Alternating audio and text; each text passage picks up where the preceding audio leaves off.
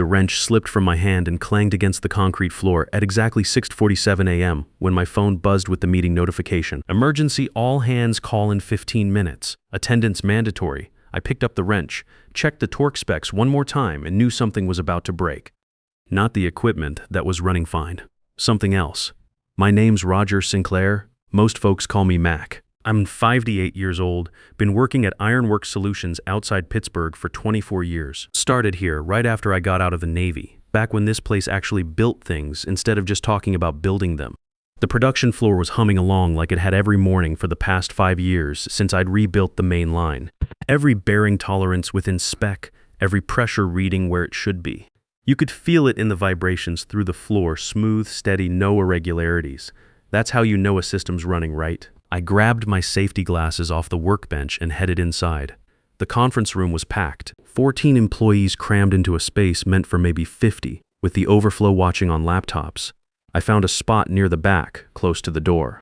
Old habit from the service, always know your exits. Bryce Walsh was up front, grinning like he'd just solved world hunger. 32 years old, MBA from Northwestern. Been with the company exactly 6 months. His suit probably cost more than most of our guys made in a week. He'd gotten the VP of Operations job after the old VP retired, and he'd been making changes ever since, not improvements, changes. Today marks a new chapter for Ironworks Solutions. He started clicking through his slideshow. Same corporate buzzword soup he'd been serving since day one. We're optimizing our delivery systems across all client interfaces. I checked my digital calipers out of habit, still reading exactly 0.0000 inches. Some things you could count on. The presentation droned on. Synergy this, paradigm that. I'd heard it all before. Different suits, same empty words. But then he got to the part about our biggest contract, the $14 million automated production line we were building for Garrett Automotive. Moving forward, we're streamlining communications with our enterprise clients, Bryce announced. I'll be taking point on the Garrett project personally. That made me look up from my calipers. The Garrett project was mine, had been for 5 years since we first bid on it. I'd written half the safety protocols myself, worked directly with Linda Garrett at their compliance office to make sure every federal requirement was covered. My certifications were literally written into the contract language. The Garrett contract wasn't just another manufacturing deal. It came about because their previous contractor, Hoffman Industries, had screwed up spectacularly. They'd installed a $12 million automated line that ran for exactly 3 weeks before federal inspectors shut it down. Turns out Hoffman's safety officer had quit mid-project, and they'd tried to cover it up by having some junior engineer sign off on systems he'd never seen before. When the dust settled, Garrett was out $12 million and facing federal fines. That's when Linda Garrett, their new compliance director, decided they needed bulletproof contracts going forward. She'd been burned once and wasn't about to let it happen again. I remember the negotiation sessions in 2019.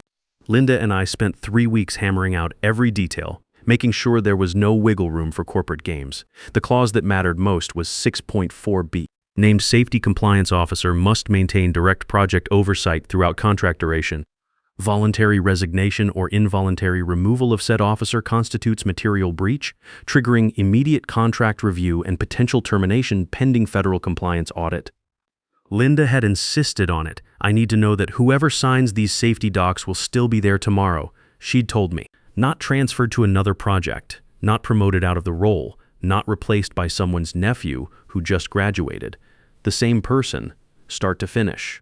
I'd agreed because it made sense. Safety isn't something you hand off like a baton in a relay race. It takes years to understand the quirks of a complex system, to know which vibrations mean everything's fine and which ones mean you need to shut down before someone gets hurt.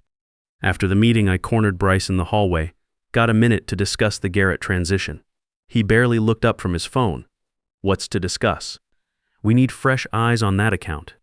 You've done great work, but it's time to let the next generation take the lead. The contract specifies that I maintain direct oversight of safety compliance. Federal requirement. We'll work around that. There are always workarounds. I felt my jaw tighten. In the Navy, we had a saying, there's the right way, the wrong way, and the Navy way, but there was no working around federal safety regulations.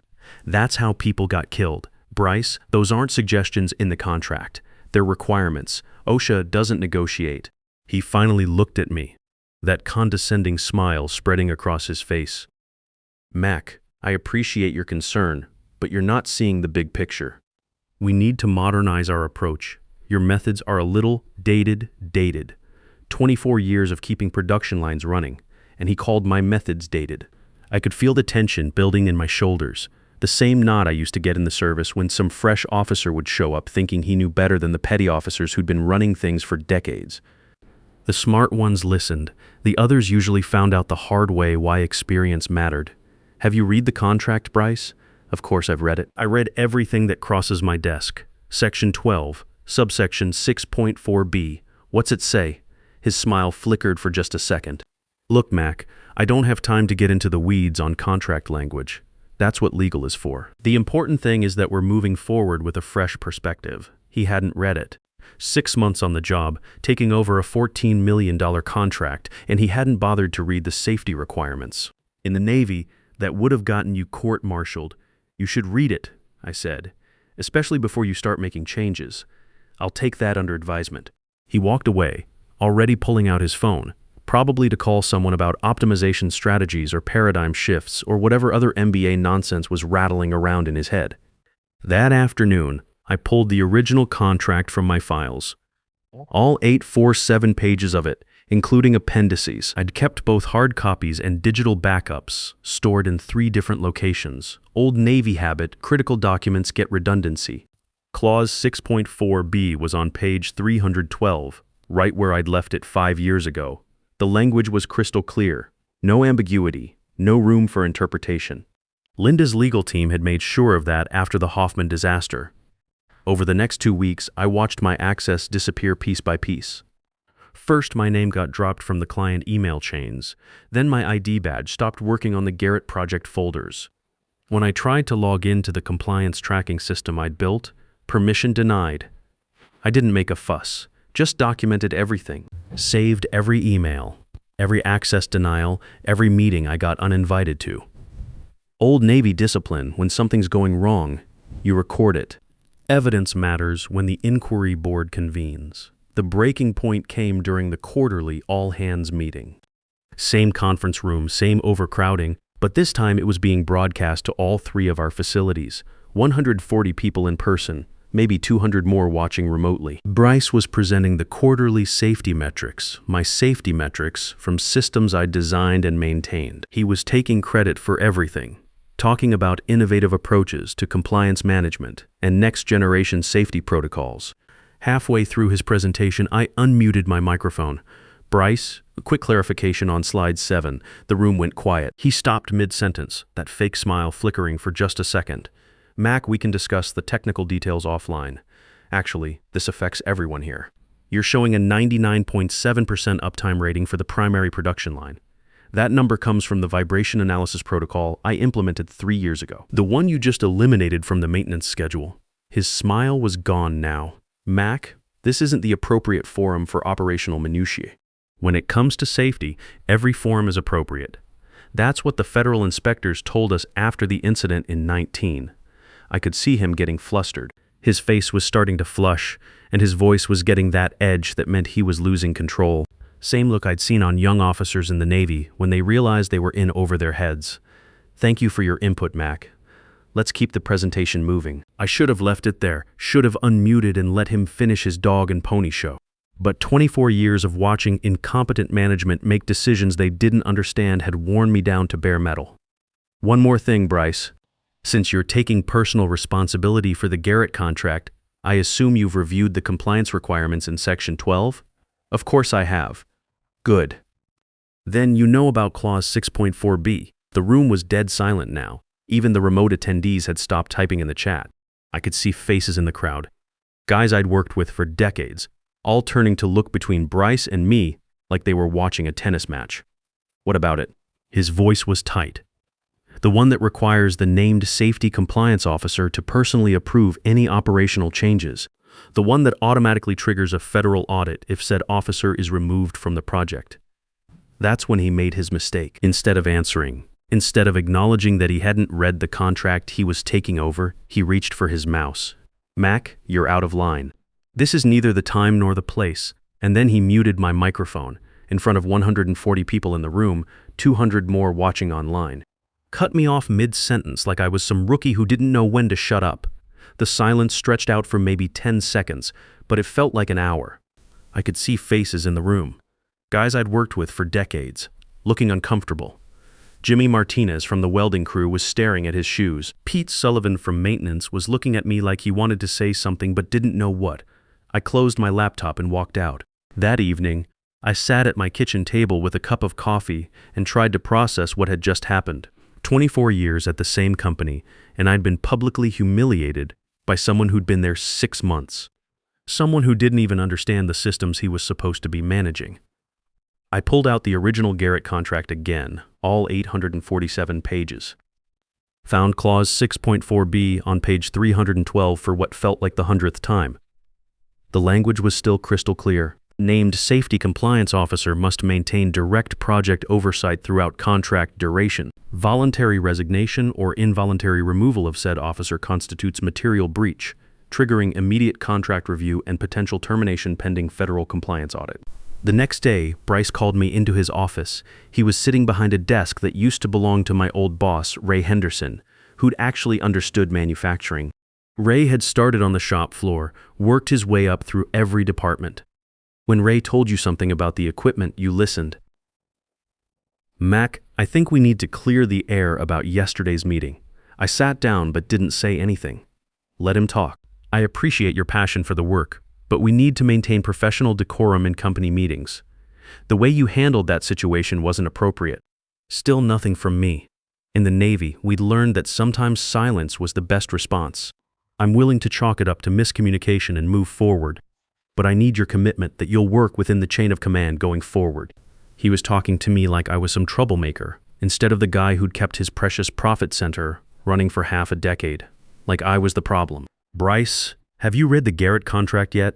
"Mac, we've been through this. I don't have time to memorize every line of every contract. That's what we have legal for." Section 12, subsection 6.4, B5 sentences should take you maybe 30 seconds. His jaw tightened.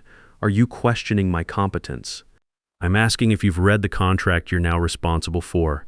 I've reviewed the relevant portions." "Which portions are relevant?" "The deliverables, the timeline, the payment schedule." "What about the safety requirements?" "That's operational detail. I focus on the big picture." There it was. The fundamental disconnect between someone who understood systems and someone who just moved numbers around on spreadsheets. Safety wasn't operational detail. It was the foundation. Everything else was built on, Bryce. That operational detail you're dismissing, it's federal law. And right now, I'm the only person in this building who's certified to sign off on it. We'll cross-train other people. Federal certification takes 18 months minimum. The contract expires in 14. For the first time since I'd known him, Bryce looked genuinely concerned. Like maybe he was starting to understand that manufacturing wasn't just another business where you could fake it till you made it. "What exactly are you saying, Mac?"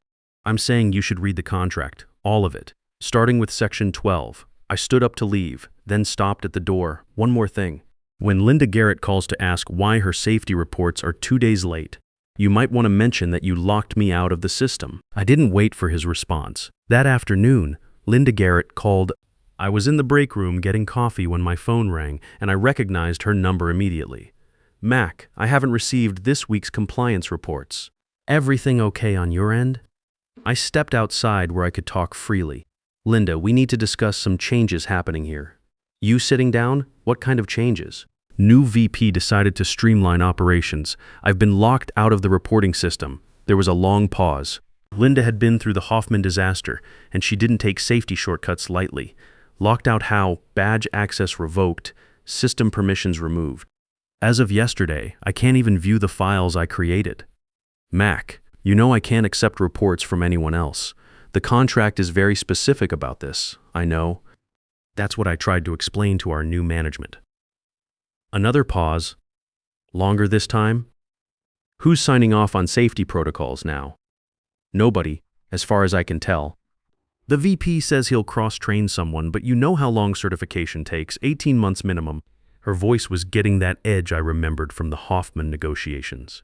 "Mac, if you're not signing those reports, we have a problem." "I know, a big problem. Federal compliance isn't negotiable." "I know that too.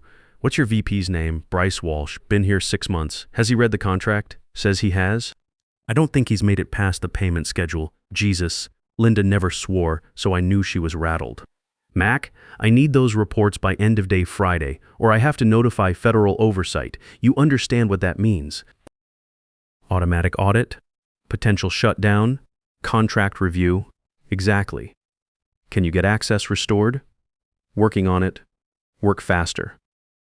She hung up, and I stood there in the parking lot, watching the afternoon shift change.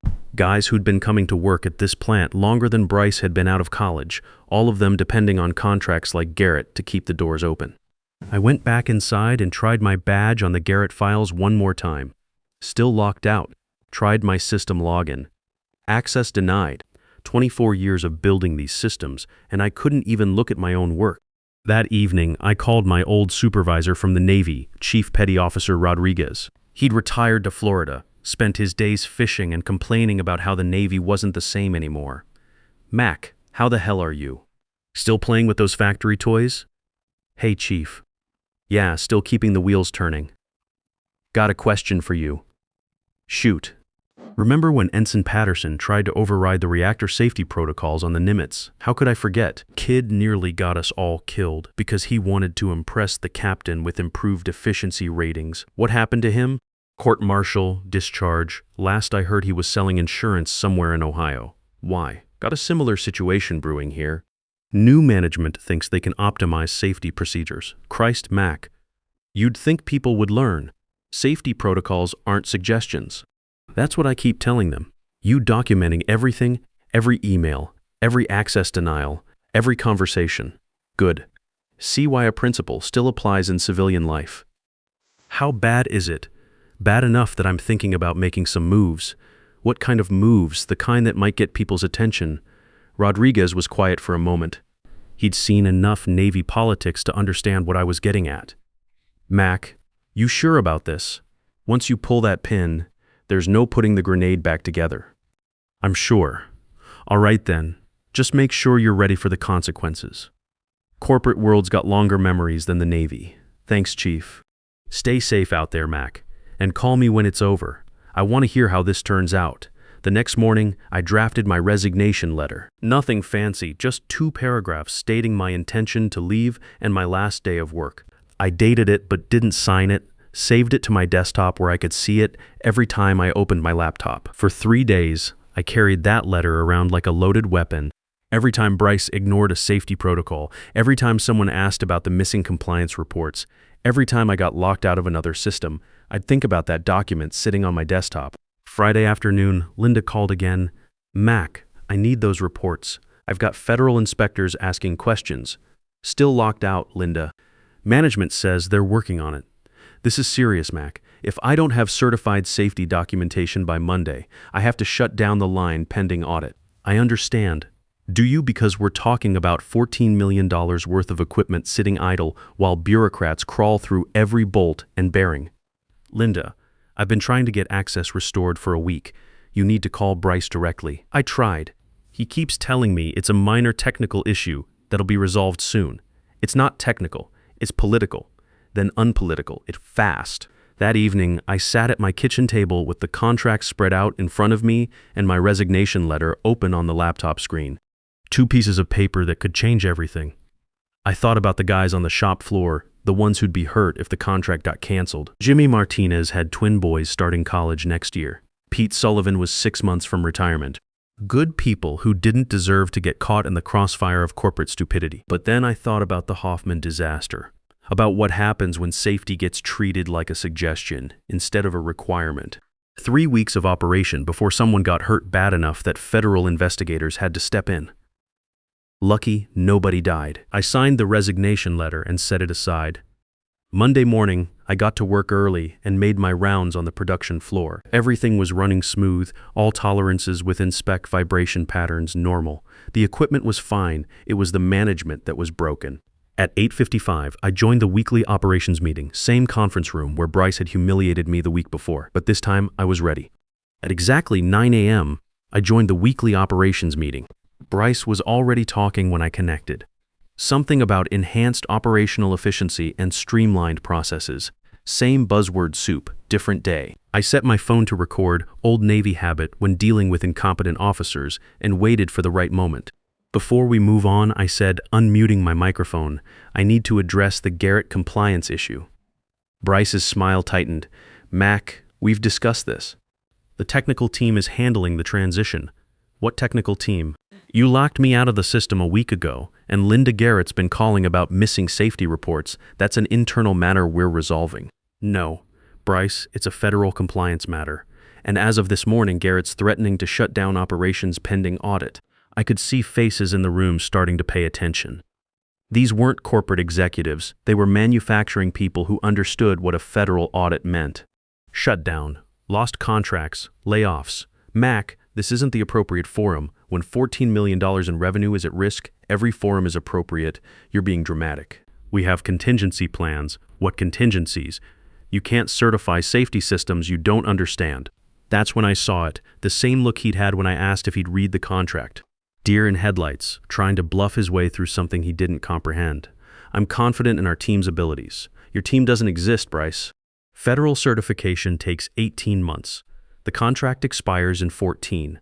We'll work with Garrett to extend the timeline. No, you won't, because Linda Garrett learned from the Hoffman disaster that safety compromises kill contracts. The room was dead quiet now. Everyone understood the reference. Hoffman Industries had been the cautionary tale in our industry for 5 years. Mac, you're way out of line here. I'm trying to save this company from making the same mistake Hoffman made, but you won't let me. I reached into my briefcase and pulled out the resignation letter I'd carried for 3 days, held it up so the camera could see it clearly. Effective immediately, I said, and uploaded it to the company portal. The timestamp read 9:02 a.m. The silence stretched for maybe 15 seconds. Bryce's face went through several expressions, confusion, realization, then something approaching panic. Mac, wait, we can discuss this. Nothing to discuss. You wanted me out of the picture, now you've got your wish. I could see other faces in the video grid, guys I'd worked with for decades. Jimmy Martinez looked like someone had punched him. Pete Sullivan was shaking his head. You can't just quit in the middle of a project. Watch me.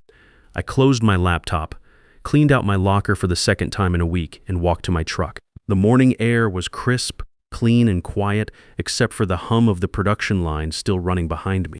By 10:30, my phone was buzzing with calls from management, but I didn't answer.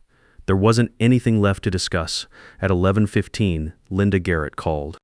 Mac, I just got your resignation notification from your HR department. What the hell is going on? You'll need to ask Bryce Walsh. He's the VP of Operations now. Mac, you know what this means? Without your certification, I have to shut down the line. I know. Federal audit gets triggered automatically. I know that too. The contract goes into review status pending compliance verification. Section 12, subsection 6.4b. I wrote it, remember? There was a long pause. Mac, this is $14 million we're talking about. I'm aware of the numbers, Linda. Can you come back? Work out whatever issues you're having with management? Bridge is burned. Deliberately, another pause. All right then, I'll start the shutdown procedures. This is going to hurt a lot of people. It already was hurting people. Now, it's just going to hurt the right ones. By noon, the federal compliance review was triggered. By 1 p.m., Garrett had issued formal notice of contract suspension pending safety certification. By 3 p.m., the board was in emergency session. I found out later that they tried everything. Called in favors with federal regulators, offered to pay for expedited certification, even tried to hire Hoffman's old safety officer out of retirement. Nothing worked. Federal law doesn't negotiate. At 5:47 p.m., Bryce Walsh was terminated for cause. The board offered me his job, along with a 40% raise and a public apology. I declined. The next day, I drove to North Carolina to meet with a small engineering firm that had reached out through industry contacts. No corporate politics, no MBA graduates trying to optimize things they didn't understand.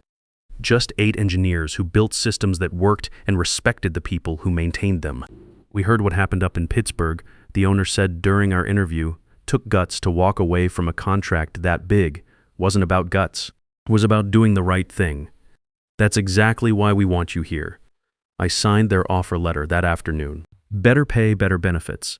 And a clause in my employment contract that guaranteed I couldn't be removed from safety-critical projects without federal approval. 3 months later, Ironworks Solutions lost the Garrett contract permanently. Federal auditors found 23 safety violations that had accumulated during the week I was locked out of the system. The company laid off 60 people, including most of the guys I'd worked with for decades. Jimmy Martinez found work at a plant in Ohio. Pete Sullivan took early retirement. Both of them called to thank me for trying to prevent what everyone knew was coming. The vibration readings at my new job are perfect. Steady, smooth, no irregularities. That's how you know a system's built right, and more importantly, that it's run by people who understand the difference between optimization and destruction. Look, if you're reading this and you're dealing with some young hotshot who thinks experience is just another word for outdated, here's what I learned. Sometimes the best thing you can do for everyone involved is walk away. Not out of anger, not for revenge, but because some lessons can only be taught the hard way. You can't save people from their own stupidity, but you don't have to enable it either. Know your worth. Know your leverage, and when push comes to shove, be ready to use both. The guys who really matter will understand. The ones who don't were never worth saving anyway.